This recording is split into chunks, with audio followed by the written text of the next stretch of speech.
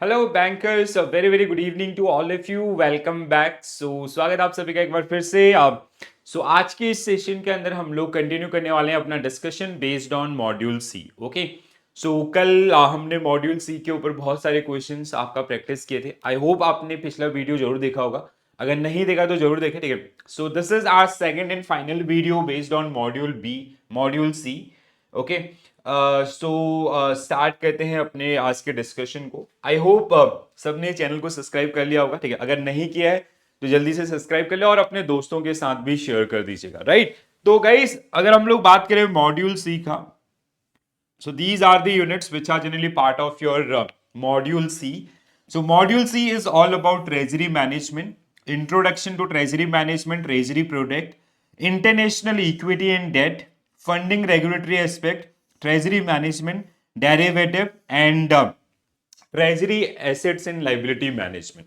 So these are the units which are generally part of your treasury management. और बहुत आसान हो जाता है अगर आपने मॉड्यूल ए और बी को अच्छे से पढ़ा हुआ है। ठीक है, तो आज अगेन हम लोग इन सभी यूनिट्स के ऊपर मिक्स क्वेश्चन आपका जिनको प्रैक्टिस करेंगे।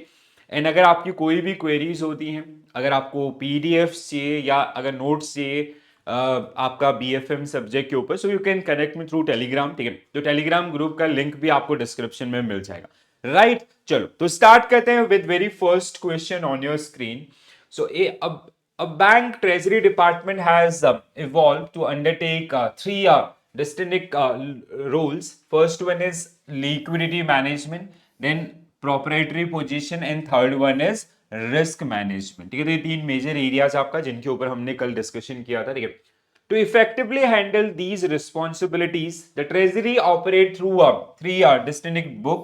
कौन से आपका ALM book, ठीक है, for internal risk management, merchant book for client related currency and derivative transactions, and trading book for management of proprietary position in tradable securities. Right, so considering this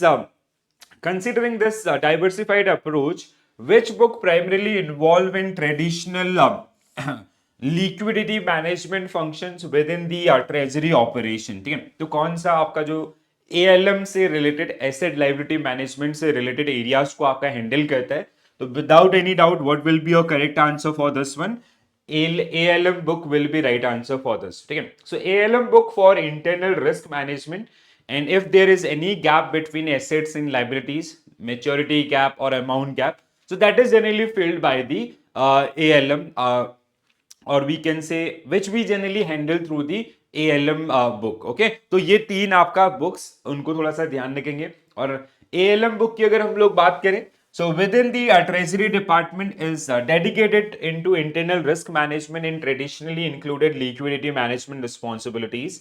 It focus on managing short, medium and long term funds across currencies, ensuring compliances with reserve requirement like CRR and SLR. This book is crucial in maintaining the balance between assets and liabilities and ensure that the bank meet its obligations while efficiently utilizing available funds. ठीक है, तो ALM book आपको जो सबसे बड़ा या जो traditional आपका जिसके लिए ट्रेजरी को आपका स्टार्ट किया गया था, देन उसके बाद आपका जैसे ट्रेडिंग बुक्स या अदर्स ये आपका कहीं ना कहीं इवॉल्व हुए, जो जिनका मोटिव कहीं ना कहीं प्रॉफिट मेकिंग बैंक के लिए आपका, ठीक है, या हेजिंग के लिए जिनको हम लोग इस्तेमाल करते हैं। Next one, which of the following is correct in the context of forward contract? ठीक है, तो forward contract which are part of derivatives, तो फॉरवर्ड के संबंध में क्या आपका पॉइंट सही है? ठीक है, so forward are generally OTC contract.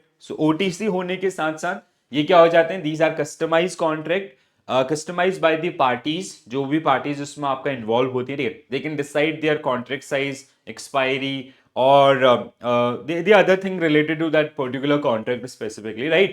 So there is a counterparty risk because only two parties are involved in these kind of contracts. ठीक है, तो हो सकता है कई बार आपका जो काउंटर पार्टी है वो आपका डिफॉल्ट कर जाती है, तो ऐसे बहुत सारे फीचर्स। ठीक है, OTC forward are OTC, OTC के होने के साथ साथ बहुत सारी कंडीशंस आपकी आ जाती है। ठीक है, इट रेफर टू परचेज और sale of currency on a future date true, ये सही है, ठीक है। So the exchange rate for forward sale और forward purchase are quoted on day of contract, ठीक है। कितने पे, जैसे 6 महीने बाद का अगर वो प्राइसिंग हो रहा है, ठीक है, आपका फॉरवर्ड कॉन्ट्रैक्ट में एंटर करें तो उसका प्राइस क्या होगा, वो आज ही जिस दिन डे कॉन्ट्रैक्ट आपका डिसाइड होगा उसी दिन आपका होगा, ठीक है। Treasury have forward contract with customers और bank as counterparties. This is also correct. Okay. तो ये सारे ही statements आपके क्या हैं, करेक्ट हैं, ठीक है, about this forward contract. Next one, so forward while spot rate, spot हमने समझा था, कल हमने स्पॉट के बारे में बात किया था। Spots which generally get settled into T+2 working days, ठीक है, तो वहां पे T+2 से ज्यादा उनका सेटलमेंट नहीं जाता है। बट फॉरवर्ड के अंदर क्या होता है आपका, कि जो सेटलमेंट्स आपके होते हैं वो एक फ्यूचर डेट पे होते हैं, ठीक है, और we can say if settlement took place any date after the spot date, so that is generally known as forward contract, right? So I hope सबको ये याद आपका होगा, ठीक। तो फॉरेक्स में दो टाइप के ट्रेड होते हैं, एक आपका स्पॉट, दूसरा आपका फॉरवर्ड। फॉरवर्ड कॉन्ट्रैक्ट की बात हो रही है, इट कैन, अगर वो एक्सचेंज ट्रेडेड और आपका जो टाइप ऑफ डेरिवेटिव्स के हिसाब से डिस्टिंक्शन हम लोग उसका बना सकते हैं, ठीक है। Treasury may enter into forward contract with customers, merchant business, or with interbank market as counterparties. Customers like importers, exporters, and other who expect payments or receipt in foreign currency cover their currency risk by entering into forward contracts with their respective banks, ठीक है। तो जैसे कोई importer है, उसको 6 महीने के बाद आपका पेमेंट करना है, या कोई एक्सपोर्टर है who is going to receive money after 3 months और 4 मंथ्स इन फॉरेन करेंसी, तो वो जो फॉरेन करेंसी आपका, ये जो फॉरेन एक्सचेंज रिस्क है उसको एलिमिनेट करने के लिए they can enter into a forward contract with your bank और any other financial institution. Next one, a bank may have foreign exchange surplus from the following sources, ठीक है। तो foreign exchange surplus कहां से हो सकता है आपका, पहला profit from treasury operation specially where we have position in foreign currencies, can be profit from overseas branches, बिल्कुल इंक्लूडिंग IBUs, ठीक है। फॉरेक्स बोरोइंग इन ओवरसीज और domestic market, foreign currency and convertible rupee deposit with branches, float funds on account of customers transactions, balances in nostro accounts, fund maintained in an EEFC exchange under foreign currency account, ठीक है। तो कौन सा correct है आपका, ये सारे ही correct है, ठीक है। तो क्या होगा आपका correct answer, D will be right answer for this particular one, ठीक है। So these are the major areas आपका जहां से हम लोगों की क्या हो सकती है, फॉरेक्स वाइज आपका we can earn money for the bank और we can generate profit for the bank. Which of the following is not true about treasury bills? तो ये मैंने कल आपको कमर्शियल पेपर या तो आपका सर्टिफिकेट ऑफ डिपॉजिट, किसी एक के बारे में हमने कल डिस्कशन किया था। तो ऐसे ही और भी आपका जैसे ट्रेजरी बिल्स हैं, डेटेड गवर्नमेंट सिक्योरिटीज हैं, call money, notice money, term money, rapport, ये सारे इंस्ट्रूमेंट्स आपका मनी मार्केट के हैं। Money market is part of integrated treasury, right, तो इसलिए हम लोग इनको पढ़ रहे हैं। So incorrect about treasury. Treasury bills are issued by government of India through RBI. बिल्कुल सही है, ठीक है। Treasury bills are issued on a fixed date and a prefix amount. जैसे होता है ना आपका 91 days, 182 days and 364 days. कैसे याद रखोगे आप इसको, जस्ट डबल करते जाइएगा, ठीक है। पहले 14 डेज भी होते थे बट अभी आपका 14 डेज आपका यूजुअली नहीं होते। It yield interest lower than the overnight call money, this is incorrect, ठीक है। इट इज अगर हम लोग बात करें आपका रिटर्न का, so it is they are yielding return higher than the call money, ठीक है। So that's why this statement is incorrect. It is a risk-free investment because these instruments are issued by government of India. So sovereign instruments आपके हैं, ठीक है। And there is a very less probability of default, ठीक है। जैसे अभी तक आज तक कभी भी ऐसा नहीं हुआ कि गवर्नमेंट ऑफ इंडिया ने कोई ऐसा इंस्ट्रूमेंट इश्यू किया और जिसका जो प्रॉमिस उस इंस्ट्रूमेंट के ऊपर किया गया था वो फुलफिल नहीं हुआ, ठीक है। So this is also correct, right. तो हमें क्या ढूंढना था, incorrect statement, so C will be right answer for this particular one.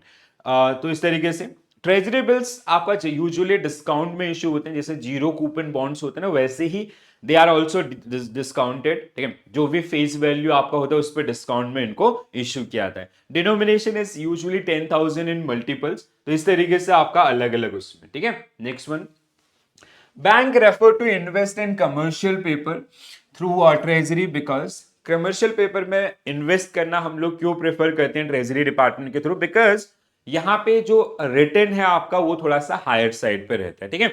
और तो जैसे credit risk is relatively low, ठीक है। जैसे अगर किसी कॉर्पोरेट ने इश्यू किया जिसकी रेटिंग बहुत अच्छी है, A3 रेटिंग या उससे अच्छी रेटिंग है उसकी, तो एक तो आपका डिफॉल्ट प्रोबेबिलिटी कम है, ठीक है, और कम समय के लिए हम लोग लैंडिंग कर रहे होते हैं, ठीक है। So that is the point. Yield on commercial paper is higher than the interbank money, बिल्कुल सही। There is no liquidity risk, okay. So ये सारे ही आपके सही हैं, ठीक है। तो अगेन शॉर्ट टर्म इंस्ट्रूमेंट्स है, 7 to 364 डेज का टाइम ड्यूरेशन है, ठीक है। तो और इजीली लिक्विडिटी इनके अंदर कहीं ना कहीं आपका हाई रहती है। So that's why, that is the reason जिसकी वजह से बैंक या जो ट्रेजरी डिपार्टमेंट हो इसमें इन्वेस्ट करना प्रेफर करता है, ठीक है। Next one, which of the following is not correct about okay about the LAF, I guess, ठीक है। तो एक बार देख लेते हैं। Absorption of liquidity by accepting deposit from bank is known as reverse repo, ठीक है। रिवर्स रेपो हम लोग जानते हैं ना, bank to commercial bank to RBI, the movement of cash, और जो कैश फ्लो आपका होता है वो कैसे होता है, कमर्शियल बैंक टू RBI, ठीक है। सो reverse repo rate is the rate at which commercial bank deposited their surplus money with RBI, and RBI will also provide some collaterals against those particular one. That's why rate of reverse repo rate lesser than SDF. SDF भी same movement है, but that is without collateral, right? RBI use repo transaction under liquidity adjustment facility, सबसे important tool है आपका LAF के अंदर repo. Liquidity is not affected through lending to bank under repo transaction. It is incorrect, ठीक है, ये आपका गलत है। Liquidity is affected through lending, जैसे अगर RBI टू कमर्शियल बैंक जो रेपो रेट का आपका कैश फ्लो होता है, ठीक है। तो अगर RBI रेपो रेट को इंक्रीज करेगा so there will be less liquidity, अगर RBI रेपो रेट को डिक्रीज करेगा so there will be more liquidity in the market, ठीक है। तो जो day to day liquidity management है उसके लिए आपका इसका इस्तेमाल किया जाता है। Absorption of liquidity is done by accepting deposit from bank, this is also correct, ठीक है। तो ये आपका रिवर्स रेपो रेट का ही इंस्ट्रूमेंट हो जाएगा। तो नॉट करेक्ट में आपका C, only statement which is incorrect, right. Next one, which of the following sector is prohibited for investment by a person resident outside India. तो कौन से ऐसे एरियाज हैं जहां पे जो आपके फॉरेन इन्वेस्टर्स, आपका खासकर FDI या अदर्स, वो इन्वेस्टमेंट नहीं हो सकता। So there are so many areas, जैसे चिट फंड्स हैं, या जैसे आपका रेलवेज है, या एटॉमिक एनर्जी है, ऐसे बहुत सारे एरियाज, ठीक है। तो जिसमें lottery and business prohibited, gambling and batting prohibited, chit funds आपका, निधि कंपनीज अगेन प्रोहिबिटेड। तो ये जो लिस्ट है इसमें से सारे, ठीक है। तो यहाँ पे आपके लिए पूरा लिस्ट आपका दिया गया, ठीक है। जैसे lottery business, gambling, chit funds, Nidhi companies, trading and transferable development right, TDRs जिनको हम लोग बोलते हैं, जो प्रॉपर्टीज में आपका इन्वेस्टमेंट होता है जहां पे they can shift there right from one person to another, real estate business of construction of farm houses, इसके अलावा manufacturing of cigar, cheroots, cigarillos and cigarettes, tobacco and others. Activities sector not open to private sector, जैसे आपका atomic energy है, railways आपका है operation, ठीक है। Foreign technology collaboration in any form including licensing for franchise, trademark, brand names is also prohibited for lottery business and gambling business and betting activities in India. So these are the prohibited areas where foreigners they cannot make any kind of direct investment, right? चलो next one, ABC Bank contractual maturity mismatch profile is this. तो आपको क्या दिया है, contractual inflow 30 days 100 million, contractual outflow 30 days 120 million, contractual inflow 31 to 90 days 150 million, contractual outflow this is 130 million। तो अगर हम इन दोनों में से देखते हैं, ठीक है, तो in this case they have a deficit of 20 million US dollar, ठीक है। तो यहाँ पे आपका एक डेफिसिट है कितने का, 20 million US डॉलर का। बट इन दिस केस अगर हम लोग उसका थोड़ा सा अगर 90 डेज की लिक्विडिटी की बात करते हैं तो यहाँ पे they have a surplus of 20 million US dollar, ठीक है। सो एक में आपका डेफिसिट है, एक में सरप्लस है। So based on the given data what is the liquidity gap for ABC bank, 0 to 30 days, so they have a negative 20 million US dollar. ठीक है, तो यहाँ पे ट्रेजरी की हमें हेल्प लगेगी to fill this particular gap. वहीं पे आपका, और we can fill this one with the help of the another 31 to 91 days time duration, ठीक है, जिसके थ्रू इसको आपका फिल्ड भी किया जा सकता है। ठीक है, तो ट्रेजरी वही वहां पे आपका करने वाला है। Next one, which of the following is correct about FDI? Foreign direct investment के संबंध में कौन सा स्टेटमेंट आपका सही है? ये स्टेटमेंट बहुत बार पूछे जाते हैं, so please be careful. Investment by a person outside India in an unlisted company, ठीक है। अब देखो यहाँ पे क्या है ना, इन केस ऑफ अनलिस्टेड कंपनी ऐसे कोई आपका लिमिट नहीं है। ठीक है, इट कैन बी 5%, मतलब जो फॉरेन आपका पार्टनर है उसकी ओनरशिप 5% भी हो सकती है, 10% भी हो सकती है, 15, 20, जो भी एज पर इंडस्ट्री आपका जो एफडीआई लिमिट्स है उनके हिसाब से। ठीक है, but in case of listed company it can not be less than equal to 10%। ठीक है, 10% से नीचे वो आपका नहीं हो सकती है इन एनी केसेस। ठीक है, तो second statement, investment by person outside India in 10% और more of the post issue paid up equity capital on a fully diluted basis of listed Indian company। तो ये दोनों ही सही स्टेटमेंट है आपका 100%। अब सवाल ये उठता है कि अगर कोई अनलिस्टेड कंपनी थी, ठीक है, जैसे there is a unlisted company जिसमें एफडीआई कोई आपका, there is a person called mister X from US जिसकी ओनरशिप है 7%। अब कुछ समय के बाद अगर वो कंपनी लिस्टेड हो जाती है तो क्या उसको 7% से 10% करने की जरूरत पड़ेगी? तो आंसर इज नो।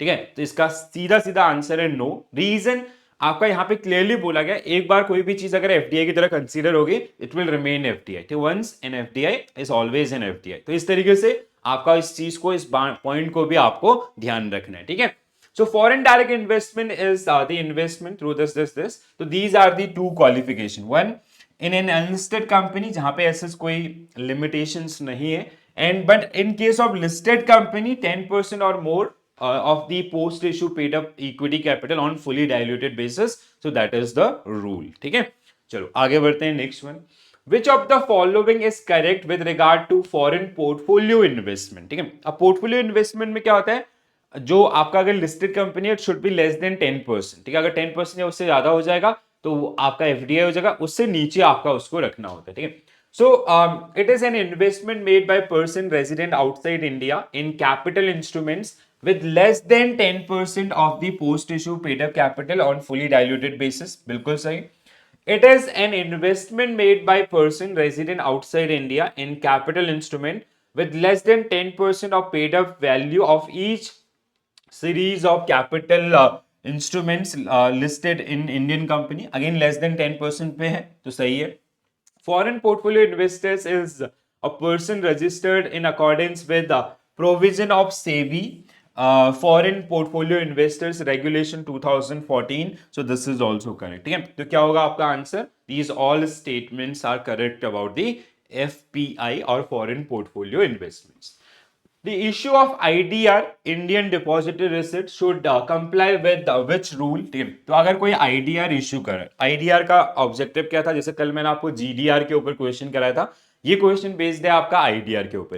देखो IDR का कॉन्सेप्ट क्या कहता है कि जैसे कोई फॉरेन कंपनी अगर वो अपने आप को लिस्ट करना चाहती है इंडियन स्टॉक मार्केट में, ठीक है, विद इंडियन डिपॉजिटरी रिसिप्ट और डिपॉजिटरी, तो उसमें केस क्या होगा आपका? एक तो ये आपका रुपी डोमिनेटेड होंगे, ठीक है, ADR and GDR foreign currency denominated, ये आपके क्या होंगे? आपका रुपी डिनोमिनेटेड होंगे। ठीक है, दूसरा आपका कि अगर हम लोग बात करें जो डिपॉजिटरी पार्टिसिपेंट्स है उनके थ्रू, लाइक जैसे अगर हमें उस कंपनी के शेयर्स परचेज करें तो उसके थ्रू आपका जो चीज जाएगी। ठीक है, सो दो एक्ट आपका यहाँ पे होते हैं। पहला, companies registration of foreign companies rule 2014 and securities and exchange board of India issue of capital and disclosure requirement regulation 2009।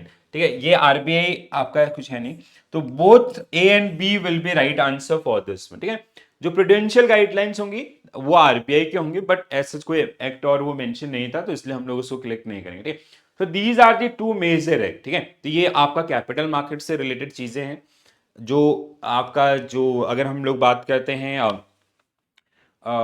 Market जो रेगुलेटर है वो आपका सेबी है। इसके अलावा एक आपका जो कहीं ना कहीं रजिस्ट्रेशन आपका, ठीक है, companies registration of foreign companies rule 2015 जिनका भी यहाँ पे उनको पालन करना होता है। Next one, what is the minimum average maturity period for external commercial borrowing? तो देखो यहाँ पे कोई इफ एंड बट नहीं है, स्ट्रेट फॉरवर्ड पूछा है, तो आपका आंसर क्या होगा? 3 years। ठीक है, अगर कुछ कंडीशंस हम लोग लगा दें, ठीक है, जैसे manufacturing less than 50 million US dollar, तो इट कैन बी 1 year। आपका repayment of rupee loan for non capital expenditure 10 years, for capital expenditure 7 years। ऐसा अलग अलग आपका जो कंडीशंस रहती है। ठीक है, so which of the following is the activity in which ECB proceed cannot be utilized? तो ये जो ECB के थ्रू अगर कोई भी इंडियन कंपनी अगर फंड्स रेज कर रही है, तो कौन से ऐसे बिजनेसेस हैं जहां पे वो उस पैसे का आपका इस्तेमाल नहीं कर सकता? ठीक है, जैसे there is XYZ company from India, suppose that they raise 10 million US dollar from US market. अब ये जो 10 million US डॉलर है, इसको कहां पे इस्तेमाल नहीं किया जा सकता? That is the question. Real estate activities में नहीं किया जा सकता, कैपिटल मार्केट इक्विटीज इन्वेस्टमेंट में नहीं किया जा सकता। ठीक है, इसके अलावा अगर हम लोग बात करें आपका वर्किंग कैपिटल पर्पस, ठीक है, जनरल कॉर्पोरेट पर्पस और रीपेमेंट ऑफ रुपी लोन, ये नहीं किए जा सकते हैं। ये किए जा सकते हैं किस कंडीशन में? If we have foreign equity partner. ठीक है, तो ये बहुत ही इंपॉर्टेंट तीनों स्टेटमेंट्स आपके हैं। यूजुअली इन 3 एरियाज में आप नहीं करोगे। हाँ, कंडीशन ये है आप कर पाओगे कब? जब आपके पास एक फॉरेन इक्विटी पार्टनर है। ठीक है, उस कंपनी के अंदर जो ओनर्स हैं, किसी बाहर की कंपनी का डायरेक्ट इन्वेस्टमेंट हो, उसके थ्रू आप ECB रेज करें, then you can use for general corporate purpose और रीपेमेंट ऑफ रुपी लोन या अदर जो भी कंडीशंस है। ठीक है, next one, negotiated dealing system NDS is used for achieving which of the following?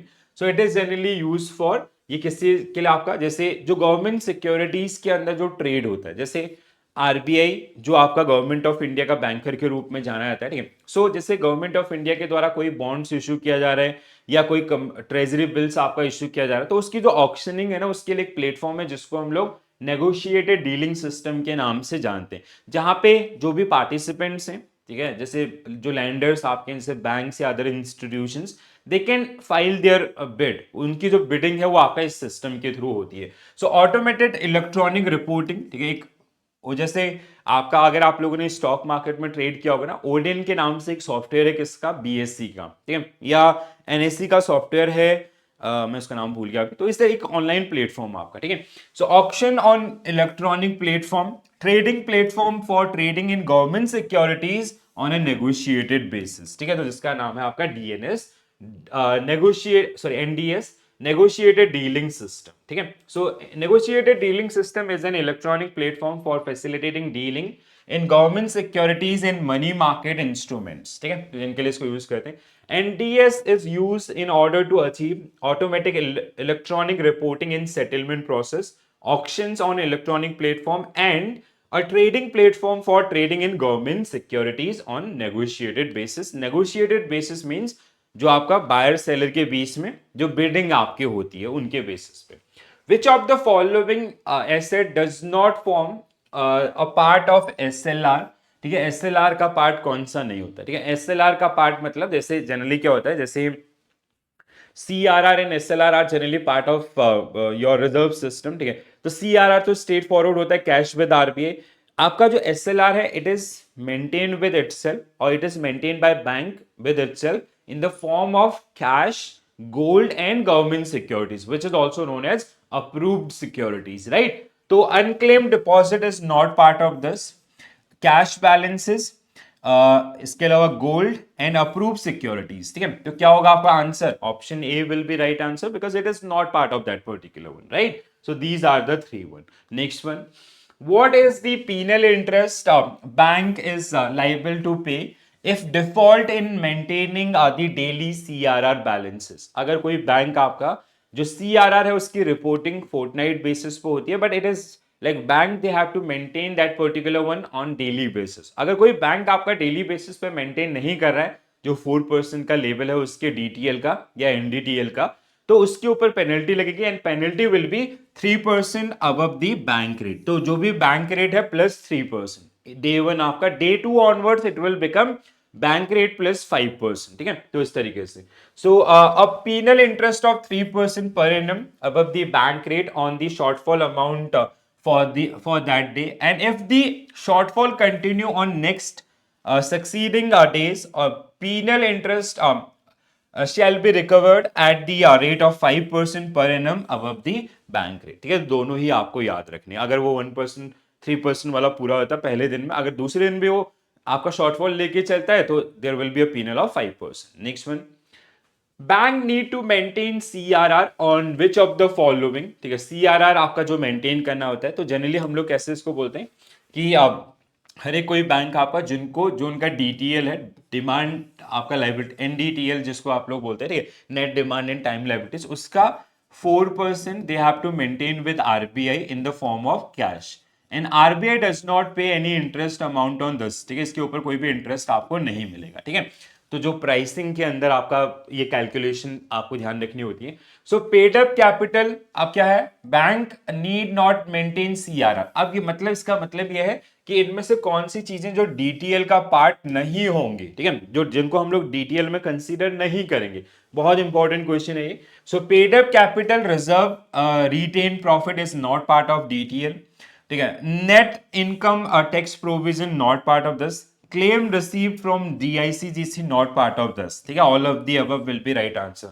इनके अलावा भी जैसे जो DFIs के द्वारा आपका जो अमाउंट सेंक्शन किया गया है या किसी गवर्नमेंट स्कीम के लिए आपके बैंक के थ्रू पैसा जा रहा है, so that is also not considered in your DTL calculation. तो डीटीएल कैलकुलेशन में क्या आता है क्या नहीं आता है, दैट इज द पॉइंट जो आपको यहाँ पे देखने के लिए मिल रहा है. ठीक है, तो जैसे ये आपका हमने बात किया, ये हमने बात किया, ये बात किया. Liabilities arising on account for of utilization of limit under bankers acceptance policy will also not included in this. DRDA subsidy of 10,000 kept in subsidiary reserve, आपका सेल्फ हेल्प ग्रुप के नाम पे वो भी नहीं होगा. Subsidy release by NABARD under the investment subsidy scheme for construction. Net utilization gain or losses arising from derivative transaction under the trading portfolio. Bill rediscounted by bank with eligible financial institutions approved by RBI. So these are the areas which are not considered for your CRR calculation or which are not part of your net demand and time liabilities. Again guys, very very important statement. I'll mark star here. आपको examination में ये आपका ऐसा इसके ऊपर एक question जरूर देखने के लिए मिलेगा. ठीक है, next one, in a bank credit approval system a loan proposal is brought before an approval grid. Approval grid जानते हैं ना, अप्रूवल ग्रिड या जिसको हम लोग कमेटी भी बोलते हैं. It's a group of 3-4 members.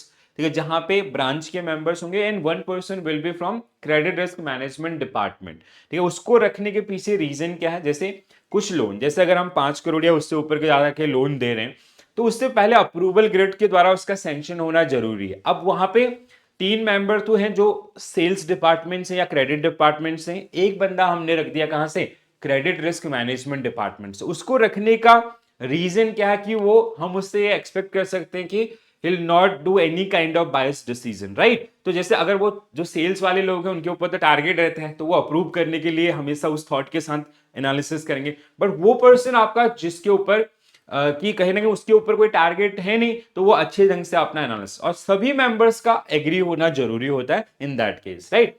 So consisting of 4 officers including representative from credit risk management department, जैसे यहाँ क्लियरली मेंशन भी किया गया नहीं. Upon assessment the majority of committee members agree on the creditworthiness of borrowers, but one member dissent, citing concern about the borrower's financial stability. What action recommend according to the described credit approval process? तो क्या करोगे आप? देखो हमारे पास क्या option है, या तो हम अप्रूव कर दें, एक के ना सुने, ठीक है, ज्यादातर मेजोरिटी वोट लेके. दूसरा हम डिसअप्रूव कर दें. तो अप्रूव करना भी गलत है, डिसअप्रूव करना भी गलत है. अप्रूव करना गलत क्यों है, अगर उसकी बात सच निकल के डिफॉल्ट हो गया प्रॉब्लम हो जाएगी. दूसरा डिसअप्रूव करना, आप एक बहुत बड़ा क्लाइंट आपका लूज करें. तो यहाँ पे जनरली क्या होना चाहिए कि इसके ऊपर आपका एक बार फिर से एनालिसिस होनी चाहिए, डॉक्यूमेंट से आता है, उसके जो कंसेंट है उनको सुना जाना चाहिए और उनके ऊपर काम करना चाहिए. ठीक है, सो record the dissenting members views seeking a consecutive for future evaluation, ये हो सकता है. ठीक है, पहला पोस्टपोन द डिसीजन, नहीं, ये कोई सही वो स्टेप नहीं होगा. Process with the loan approval, नहीं. रिजेक्ट, नहीं. ठीक है, तो क्या होगा आपका answer, A will be right answer for this particular situation, right? So loan approval grid और committee. Next one, a bank implementing a quarterly review for credit ratings of borrowers, credit rating of borrowers to assess changes in credit quality and expected loan losses. After a recent review, several borrowers previously rated with lower credit quality showed an upward migration to a higher credit rating. बहुत अच्छी बात है. What does this upward migration most likely to indicate according to the context? तो अब आपको option पढ़ने की जरूरत नहीं है. अगर मतलब हमारे पास 100 लोग थे, 100 में से ऐसा हुआ कि कुछ मतलब जिनका पोर्टफोलियो थोड़ा सा वीकनेस था, अब उनके अंदर उनका इंप्रूवमेंट आया है, ठीक है. तो दैट मीन्स उनकी जो फाइनेंशियल हेल्थ है वो आपका इंक्रीज हुई है, उनकी क्रेडिट वर्थिनेस आपका इंप्रूव हुई है. So that is good for the portfolio, right. So improve financial health of borrowers, बिल्कुल सही. हायर डिफॉल्ट नहीं, नीड फॉर स्ट्रिक्टर लैंडिंग नहीं, नो सिग्निफिकेंट इंपैक्ट नहीं. तो क्या होगा आंसर आपका? A will be right answer for this one. Correct. Next one, treasury deal are normally done over phone or over a dealing screen. Which of the following responsible for confirmation, accounting and settlement of deal? किसका काम बताया था ये आपको? कल 3 office बताए थे. Front office, trading आपका ऑफिस जिसको हम लोग बोलते हैं, जहां पे सिर्फ और सिर्फ डील एग्जीक्यूशन का काम होता है. मिड ऑफिस आपका दूसरा, जहां पे आपका MIS मेंटेन होती है and that is for risk management, ठीक है. तीसरा आपका जिसका काम होता है कंफर्मेशन, अकाउंटिंग, रिकंसिलिएशन और आपका स्टेटमेंट, ये सारी चीजें तैयार करना. सो this is responsibility of back office, ठीक है. तो बैक ऑफिस आपका ये सारी चीजें 1-to-1 सेटलमेंट से अदर्स सारी चीजों को आपका देखता है, ठीक है. Next one, What is mean by high leverage? जैसे हम लोग बोलते हैं this question belongs to derivatives. I hope आप लोगों ने बहुत बार डेरिवेटिव्स को पढ़ा होगा, ठीक है. जैसे कभी भी अगर हम लोग डेरिवेटिव्स को पढ़ते हैं, derivatives are highly leverage funds बोलते हैं. रीजन क्या है? जैसे there is a derivative contract, जैसे गोल्ड का आप उठा लो. सपोज दैट 70,000 पर 10 ग्राम का आपका गोल्ड चल रहा है, ठीक है. इनटू आपका जो भी जैसे 1 kg का हमने निकाला, ठीक है. सो जैसे आपका 10 ग्राम है, सॉरी ये 10 ग्राम का प्राइस आपका यहाँ पे लिखा हुआ है, ठीक है. तो 1 kg देन लॉट साइज, ठीक है. सपोज दैट एक लॉट का या एक कॉन्ट्रैक्ट की वैल्यू थी आपका 20 लाख, ठीक है. ये कॉन्ट्रैक्ट की वैल्यू 20 लाख. तो आप बीइंग एन इन्वेस्टर, अगर मेरे को इसमें गोल्ड में ट्रेड करना है, so I do not need to pay the entire 20 lakh rupees for this contract, ठीक है. इसका जो मार्जिन है, margin which is decided by the exchange, ठीक है. सपोज दैट इसका मार्जिन था आपका 10%, तो 20 लाख का 10% विच इज 2 लाख. तो मुझे 2 लाख रुपए अगर मेरे पास है, तो with this 2 lakh rupees I can trade up to a contract worth rupees 20 lakhs, ठीक है. अगर हम लोग इस तरीके से, और मतलब इनिशियली हमें आपका पूरा अमाउंट पे करने की जरूरत नहीं होती है. मार्जिन होता है, वो एक्सचेंज डिसाइड करता है. जैसे सपोज दैट रिलायंस है, उसका कितना होगा, TCS का कितना होगा, हर एक उसका एक्सचेंज के द्वारा 5%, 7%, 8% इस तरीके से डिसाइड होता है. तो अगर सपोज दैट हम ये एंटर किए, अगर कल के डेट में प्राइसेस बढ़ती हैं, सो हमारा जो मार्जिन अकाउंट है वो ऐड हो जाएगा, ठीक है. हमें कुछ करने की जरूरत नहीं होगी. अगर प्राइसेस घटते हैं तो हमारी बाय पोजीशन है, ओपन पोजीशन है, so we have to deposit margin, additional margin with the exchange, इस तरीके से. सो लो फंडिंग रिक्वायरमेंट, ठीक है. तो आगे जाने की जरूरत आपको नहीं है. नेक्स्ट वन, जैसे ऐसे ही आपका ऐसे एग्जांपल लिखा है, for treasury can buy and sale exchange of value 100 crore without a direct investment of fund. इसका मतलब जैसे आपके पास फॉरेन एक्सचेंज जो USD INR का 100 करोड़ का पोर्टफोलियो है, without investing a single rupee you can own a portfolio of 100 crore rupees in derivative market, ठीक है. तो ऐसा भी आपका, या इवन इन इक्विटी आपका, अदर्स भी आपका हो सकते हैं. Next one, which office is responsible for management of MIS? तो क्या होगा आपका? मिडिल ऑफिस, रिस्क मैनेजमेंट पे जो काम करता है, ठीक है. Next one, delivery versus payment means one account is debited and another account is credited on same time. Settlement जिसको हम लोग बोलते हैं, ठीक है. सेटलमेंट का मतलब ही होता है कि आपका settlement that work on delivery versus payment, ठीक है, जहां पे दो अकाउंट इंपैक्ट होंगे, एक अकाउंट डेबिट होगा, दूसरा क्रेडिट होगा with same value at same time, ठीक है, इस तरीके. तो जहां पे जो बायर है उसको सिक्योरिटीज मिल रही है, उसका अकाउंट डेबिट हो रहा है, और जो सेलर है उसको आपका पेमेंट मिल रही है सेम टाइम पे, ठीक है. So that is the next one.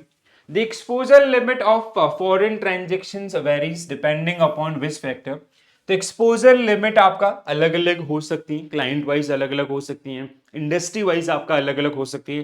तो इनके पीछे रीजन क्या क्या होते हैं? पहला, exposure limit are fix on the basis of counter party net worth and market reputation it can be. ठीक है, काउंटर पार्टी की नेटवर्थ मतलब ए आपका जिसकी नेटवर्थ बहुत हाई है तो उसकी एक्सपोजर लिमिट भी हाई होगी, बी जिसकी मॉडरेट है तो मॉडरेट होगी, सी जिसकी लेस है तो लेस होगी। ठीक है, और मार्केट रेपुटेशन के ऊपर भी ये हो सकता है। The limit vary in relation to the period of exposure. ठीक है, अगर इंट्राडे एक्सपोजर है, मैंने आपको कल ही बताया था intraday exposure are always higher than your daylight. ठीक है, हमने पढ़ा था ना इंट्राडे और डिलीवरी, या फिर आपका इंट्राडे को क्या बोलते हैं उसमें, डे लाइट एंड आपका ओवरनाइट। ठीक है, डे लाइट इंट्राडे करेंसीज के केस में, ओवरनाइट इज योर आपका डिलीवरी पोजीशन। ठीक है, तो आपका डे लाइट लिमिट्स हमेशा ज्यादा होती है compare to your overnight.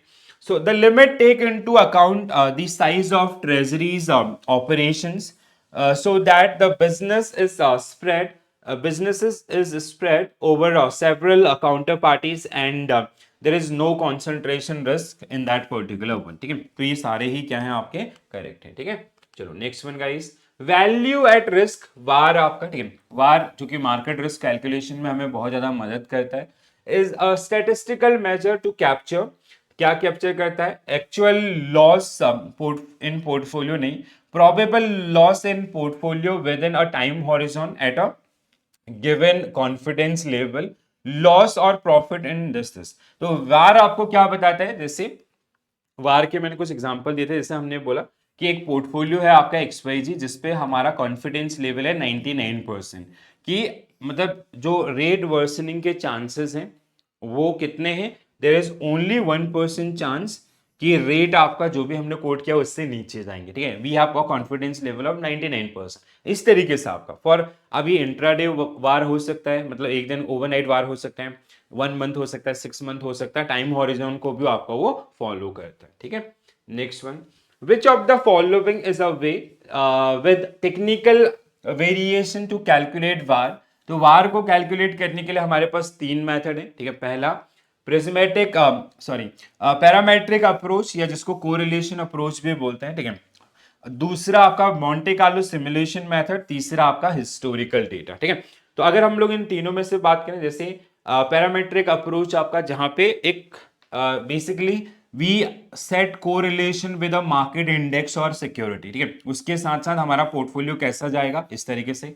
Simulation में आपका क्या होता है, मॉन्टे कार्लो सिमुलेशन मेथड बहुत यूज होता है, जहां पे हम लोग रैंडम आपका सिनेरियोस जनरेट करेंगे कि आने वाले दिन में ये सिक्योरिटी आपका 10% अप जा सकती है, 20% डाउन जा सकती है, पहला ये सिनेरियो है। दूसरा 15% अप हो सकता है, 5% डाउन हो सकता है। ये आपके अलग अलग आपके अजम्पशंस आपका जिनको हम लोग कहीं ना कहीं लेते हैं, ये अलग अलग क्या है आपके अलग अलग सिचुएशंस में हम उस पोर्टफोलियो को टेस्ट कर रहे होते हैं। ठीक है, तो उससे आपका वार का कैलकुलेशन। हिस्टोरिकल डेटा आपका जो पास्ट डेटा है, ठीक है, जिसमें आपका मूविंग एवरेज आपका हो सकता है अदर्स, जिनको इस्तेमाल करते हुए हम लोग वार का कैलकुलेशन कर रहे होते हैं। तो 3 मेथड आपके पास जो वार के संबंध में देखने के लिए मिलेंगे। ठीक है, so parametric approach based on sensitivity of various risk components.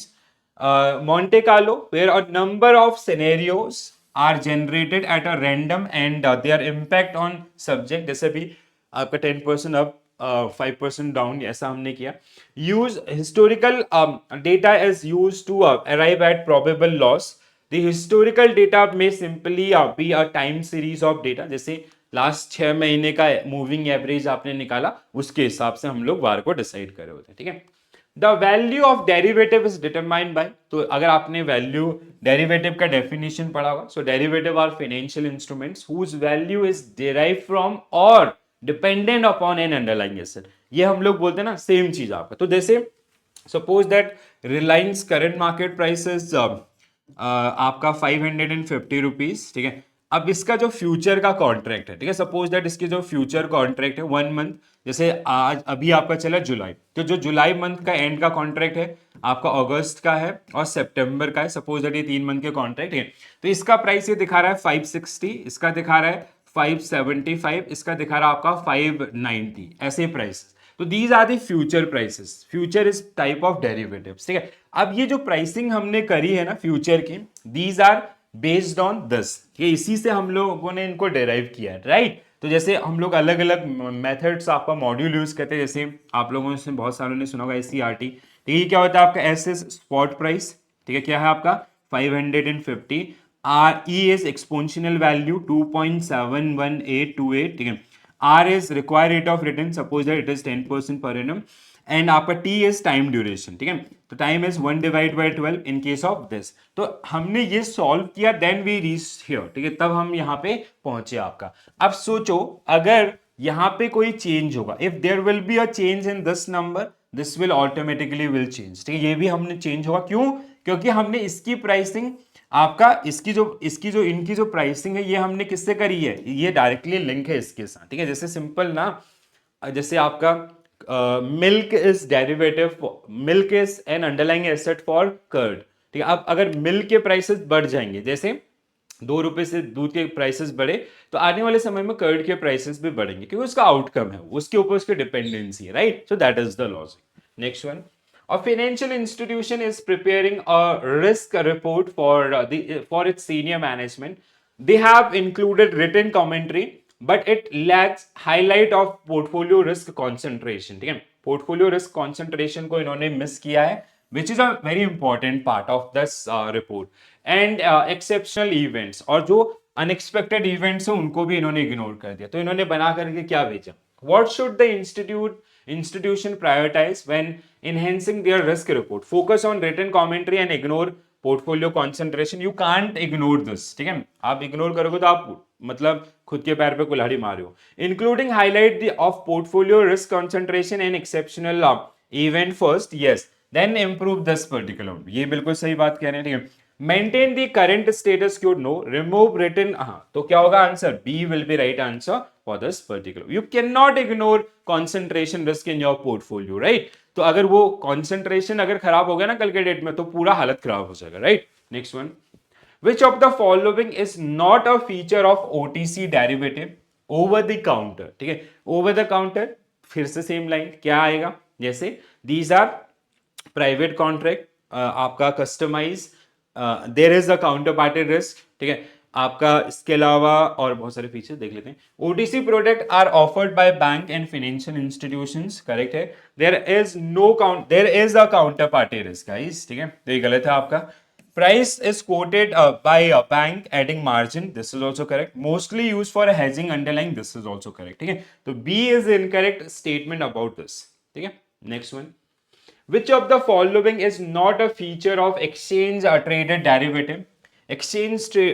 Traded derivative means which include your options and future. ठीक है, so these are standardized contract. Values are decided by, मतलब standardization is done by exchange. ठीक है, there is no counterparty risk because exchange stand the guarantee, right? इसके अलावा expiry date fix होता है, others बहुत सारी चीजें। So future contracts are traded on organized future exchanges like BSE and NSE. Size of the contract are as desired by the client. क्या है हमारा, not a feature, incorrect statement. This is incorrect, ठीक है, तो ये आपका गलत है। Reason, क्योंकि this is decided by the exchange. Lot size होता है ना, वो exchange decide करता है। Transparent pricing बिल्कुल सही। Top 5 buyer, top 5 seller, total buyer, total seller, सब कुछ देख सकते हो आप। Based on screen based order matching system, जैसे ओडिन का एग्जांपल मैंने आपको दिया, there is no counter party risk, ठीक है, तो only incorrect statement is option B. Next one guys, which of the following is correct regarding options contract? Again options are derivative contracts, ठीक है, तो उन्हीं के संबंध में आपका so an option, अच्छा यहाँ पे options ये इंटरनेशनल कॉन्सेप्ट है, अमेरिकन ऑप्शन और आपका European option. So there are two type of options in the world. So दुनिया में सबसे ज्यादा जो ऑप्शंस ट्रेड होते हैं वो अमेरिकन होते हैं, ठीक है। अमेरिकन ऑप्शंस में क्या होता है कि आपका जिनका एक्सपायरी कभी भी हो सकता है, ठीक है, they can be expire on expiry date और before that particular moment. European options आपका they only get exercise on expiry date, ठीक है। इंडिया में आपका जो ऑप्शन टाइप चलता है दैट इज यूरोपियन ऑप्शन। दुनिया भर में सबसे ज्यादा चलते हैं अमेरिकन, बट इंडिया में आपका यूरोपियन। अब इसके ऊपर ना कई बार उसने एक क्वेश्चन कैसे दिया कि उसने एक अप्लाइड क्वेश्चन दिया कि mister x having this kind of options and others, तो कौन से टाइप के हैं, तो वो थोड़ा सा ध्यान रखना है, ठीक है। An option which can be exercise any time before the expiry date बिल्कुल सही, अमेरिकन ऑप्शन है। An option which can be exercise only on expiry date, that is European option, this is also correct. तो दोनों ही क्या है आपके सही है, ठीक है। Next one, what does risk appetite, ठीक है, आपका रिस्क एपेटाइट कितना है, ठीक है, जितना हमारी मतलब risk appetite means capacity, risk loss झेलने की कैपेसिटी आपका, ठीक है। तो capacity and willing to absorb losses on account of market risk, the extent of risk involved in securities this, ठीक है। the extent of, no this is not, ये आपका जो कैपेसिटी वाइज है, ठीक है। Next one, okay this is it. तो guys ये आपका मॉड्यूल सी, जिससे रिलेटेड कुछ एरियाज आपका जिनको पिछले कुछ सेशन में हम लोगों ने आपका डिस्कस किया, ठीक है। मॉड्यूल सी एंड डी आपको थोड़ा इजियर साइड पड़ेगा अगर आपने शुरू से मेरी बात मानी होगी, ए और बी पे अगर अपना फोकस है जो ज्यादा रखा होगा, ठीक है। I am not talking about marks wise, again and again I am saying this thing, ठीक है। मार्क्स वाइज मैं ये नहीं बोल रहा हूँ कि आपको सी से कम डी से ज्यादा मिलेंगे, नहीं, ऐसा बिल्कुल भी नहीं। You will see the equal weightage, हर एक यूनिट से क्वेश्चन आपको मिलेगा, ठीक है। दिस इज मतलब इस लेवल पर डिजाइन करेंगे। बट ए और बी में अगर आप अपना स्टडी टाइम के वाइज अगर वहां पे अच्छे से पढ़ लें चीजों को एक बार, तो वो चीजें आपको बी और सी में, सी और डी के अंदर काइंड ऑफ रिविजन आप उनको ले सकते हैं, ठीक है। तो आप लोगों ने पिछले 2-3 सेशन के अंदर ये बात देखी भी होगी, जिन्होंने मॉड्यूल ए अच्छे से पढ़ा होगा उनको बहुत कम परेशानी होगी आपका सी के अंदर, ठीक है। तो ऐसे आने वाले मॉड्यूल्स में भी आपको देखने के लिए मिलेगा, ठीक है। तो कैसे लगा सेशन, कमेंट्स के अंदर जरूर लिख के बताएं, और कोई डाउट है, क्वेरीज हैं, वो लिखिए। अगर आप मेरे से बात करना चाहते हैं, if you want to interaction also, you can connect me through Telegram group. आप ग्रुप पे मैं आपको मिल जाऊंगा, ठीक है। आप वहां पे मेरे को सर्च करके आप मेरे को डायरेक्टली पिंग कर सकते हैं, ठीक है। दूसरा, अगर आप लोगों ने चैनल को सब्सक्राइब नहीं किया है तो please do subscribe this channel, ठीक है। तो आने वाले समय में खासकर जो कैंडिडेट आपका अक्टूबर जेआईबी एग्जामिनेशन और नवंबर दिसंबर सीआईबी एग्जामिनेशन, तो उनके लिए मैंने बहुत सारे सेशन प्लान किए। Will start from the scratch, foundation से चीजें स्टार्ट करेंगे और चीजों को और बेहतर ढंग से आपका तैयार करेंगे। बट जो लोग अभी का, मेरा जो कंसर्न है टिल 13 जुलाई, कि जो भी कैंडिडेट आपका इस एग्जामिनेशन के लिए जा रहे हैं उनको बेस्ट कंटेंट प्रोवाइड किया जाए, सो दे कैन लाइक आपका, आप लोगों का जो परफॉर्मेंस है वो अच्छा हो सके, ठीक है। चलो, तो आज के लिए इतना ही करते हैं guys. So I will see you tomorrow, कल हम लोग फिर से आपका मिलेंगे with the, will start module D. अब आपका बहुत कम टाइम बचा हुआ है, like day after tomorrow you have your exam for ABM, ठीक है। आई होप एबीएम में आप लोगों का प्रिपरेशन अच्छा चल रहा होगा। Module A, can not ignore module A, ठीक है, बहुत आसान है। देखो स्टैटिस्टिक है, नाम सुन के नहीं डरना है, थोड़ा सा एफर्ट्स मारोगे समझ में आएगा। और सबसे इजी साइड क्वेश्चंस आपको मिलेंगे मॉड्यूल ए से, बिलीव मी गाइस, ठीक है। मॉड्यूल बी एचआरएम आपका है, मॉड्यूल सी और डी ये जो है ये अप्लाइड बेस आपको मिलेंगे, ठीक है। तो इस तरीके से अपनी प्रिपरेशन को रखिएगा। अगर इनके लिए भी आपको नोट्स की रिक्वायरमेंट है, so you can correct me on Telegram, right. चलो, तो आज के लिए इतना ही करते हैं। This is it from my side, thank you for watching this session, bye bye, take care all, have a nice day, thank you.